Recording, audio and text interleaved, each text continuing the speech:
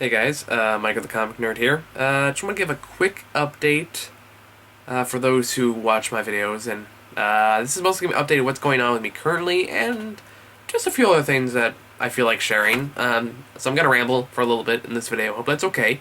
If not, well, they're back. You can stop me at any time, or just go back on the webpage. I'm rambling it. I'm rambling now. Okay, moving on.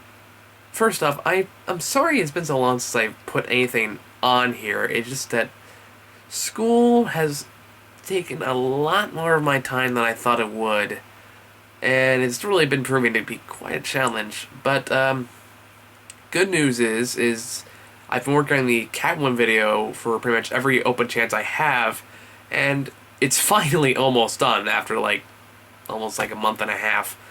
So hopefully, I hope to get that out before the end of March. I should be able to. I can't imagine why not, unless I really start slacking off. But yeah, so that's coming out. I guess I don't really know why it's taken as long as it has. I guess I haven't had as much time, and it just whenever I have had time, I've been so tired that editing is not something I really want to spend my free time doing. So if I'm just being completely honest.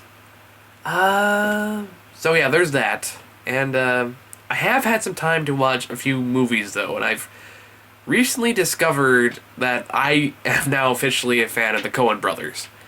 Because, I'm going through my Netflix instant queue, and I've just, not instant queue, just regular queue, whatever the hell you call it. Anyway, I was just looking for some movies to watch, and I saw the movie, Oh Brother, Where Art Thou? Which has quickly become one of my favorite comedies I've ever one of my favorite comedies of all time, and that's saying a lot because I do have some ones that are pretty high up there. But just watched the film, loved with it. Then I watched Barton Fink, which is a movie that I love, but I have a hard time figuring out what it is I like about it. It's very surreal. I'm almost tempted to do some kind of video about it because it left such a weird impact on me. But that's my phone going off. But yeah, that movie's really good. And then of course there's No Country for Old Men, which yeah, fantastic movie. Villain is amazing. The duo, the back and forth, it's all great. Fargo, I liked Fargo. I wouldn't call it my favorite, but I do definitely enjoy it a fair bit. I don't think I've ever heard so many Canadian accents in one movie before. Maybe I haven't seen that many Canadian movies. I don't know. So yeah, but one thing I wanted to talk about is, as I'm sure you're aware, Mass Effect just came out earlier this week or later whenever I decide to post this, and yeah, I'm playing that pretty much again as often as I can because BioWare has an interesting way of getting me hooked on whatever game they release. The first Mass Effect, not perfect, but I still fell in love with it. Mass Effect 2, obviously, great game. That one got me hooked for hours. The one that really got me for a while, and I'll get back to Mass Effect 3 in a minute, the one that got me for a long time was Dragon Age Origins, which, that series I am just a huge fan of. I played through Dragon Age 1 twice, and each playthrough was 36 to 40 hours long, and yeah, it was a long time. But it was actually quite dangerous because I've discovered this game shortly after it came out. Well, again, smack dab in the middle of a school semester. So, trying to tear myself away from that game and to actually do the work I needed to do was something of a challenge. I was addicted. It was dangerous. It's why I refuse to play World of Warcraft or any game like that because I just know I'll never come back. But I guess, anyway, Mass Effect 3. So far, I still haven't beaten it yet. I want to try Dragon out as long as I can because I do love those games and how long you can get one campaign going, just how much stuff you can get out of it. I'm rambling again. The one thing I've noticed, and I wanted to bring to everyone's attention, of course, there are a lot of things to love about Mass Effect 3. The combat's great. The story, of course, is great.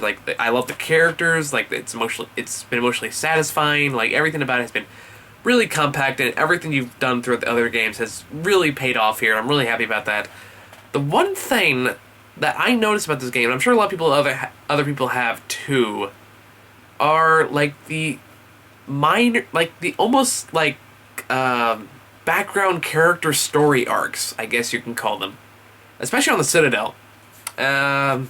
It's basically like a couple, usually like two people that have some kind of random piece of dialogue that tell like some kind of a story. Then you'll leave and you come back and they tell like they add to that original story until eventually it just leads to like some kind of conclusion, then just repeats over and over. But some of these stories are really heartbreaking. Like truly, it's like here's a good example. Like I believe it's the first half of the game. You go to the Citadel, you go to the embassies, and you walk by like a older woman talking to an Asari about her son that hasn't contacted her in a few months, and the older woman doesn't know how to do. And you keep coming back and you like learn more and more about the characters. Like apparently, like the Asari was this guy's wife or something like that, and he's been gone for like months, and the woman has like dementia or something like that and keeps forgetting little details. And you listen to their back and forth as you keep like going back, as you keep like leaving and coming back just to see how the story ends. And it is really heartbreaking. Like I just found myself getting so like emotionally invested in just these little characters that don't even have a name. And like that attention to detail is why I love BioWare. It's like they tell stories with interesting characters, interesting ideas and developments that you have to be hard pressed to find in any other game company. And just like stuff like that, I was like, holy shit! It really like emotionally affected me, and there are quite a few of them on the game. So yeah, I was really impressed by that. I thought it was a really nice touch, and it really just added to just how desperate and how dark and like everything in this game is. Like they said that Mass Effect 2 was like supposed to be the darkest game in the series. I disagree. I think the third one is like much more morbid. It's much more depressing. But yeah, I'm loving the game, and just, like I don't even know how this has been going on for. But yeah, I think that's all for now. I can't really think of anything else to talk about, so I'm gonna leave it there. And maybe if I want to ramble on some more, make some more videos, I don't know, just something to, I don't know, bring you guys, I guess? I don't know. Anyway, I'm not even talking about anything important at this point. So, thank you all for watching this little detour. My Catwoman video will be coming up very soon as I can get all the little details and all the little touches all squared away. So, thank you all for watching, and again, thank you all who have subscribed and give me feedback. And I will see you next time.